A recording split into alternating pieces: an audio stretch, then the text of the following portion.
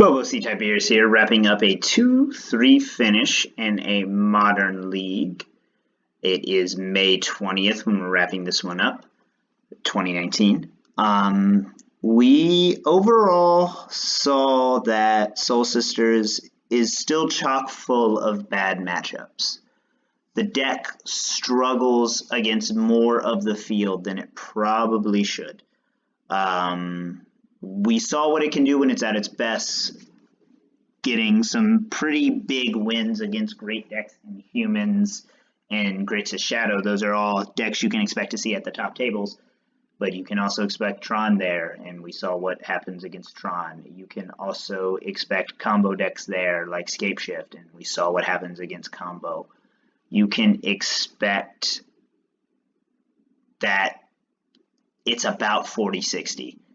Yeah, you could just run hot in the matchups and draw against burn and draw against all the sort of cool stuff you want to play against.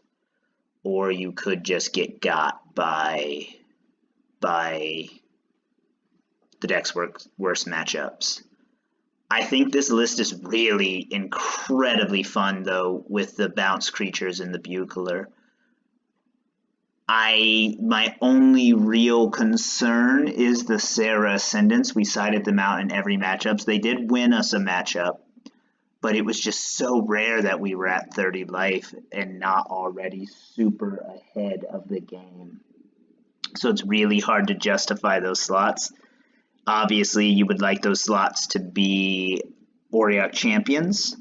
I think I might try it again with those if I can scrape together some coin to make sure to grab those. It's just so unreasonable that they're so expensive for such a niche card. Everything else felt really good. The numbers of Thunes, we were still able to cast it consistently.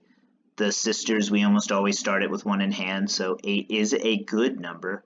We liked having the path. In the sideboard, Stony Silence is the only thing I would reevaluate. Maybe the Worships I could also reevaluate. But the Purges were great when they came in, and I think they make a lot of sense to keep around.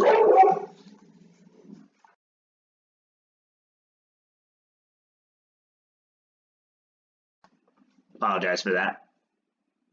The Purges and the Disenchants are good as a extra removal package. The Rest in Peace could be a little bit higher. We could cut a Stony Silence for a Rest in Peace. Rest in Peace is so necessary in the format right now. I was very happy with Runed Halo. That is sometimes a more niche option, and I think going to 3 of that and cutting the Worship might be worth it. I don't know, though. It's hard to say. Damping Sphere.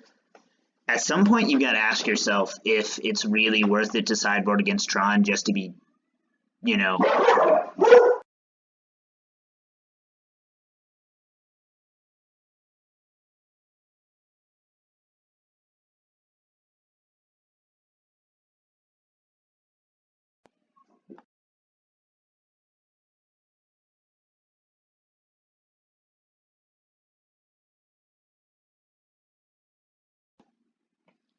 Sorry about that. I really do apologize for all the barking in the background.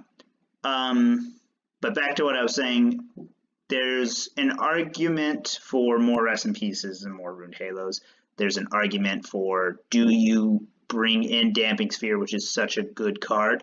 I think it still makes sense to have it in there just because it shuts down the combo decks as well.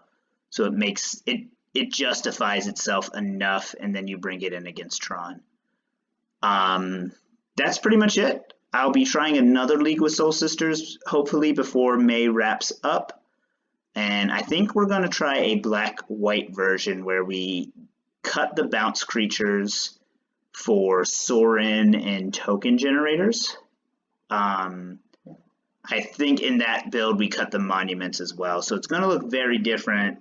My worry about that is it's a lot of moves to get similar results. So we'll see. I do want to try out Sorin Vengeful Bloodlord consistently in the deck. So we'll see how that goes. I will see you in the next one. Thanks for watching, and talk to you soon.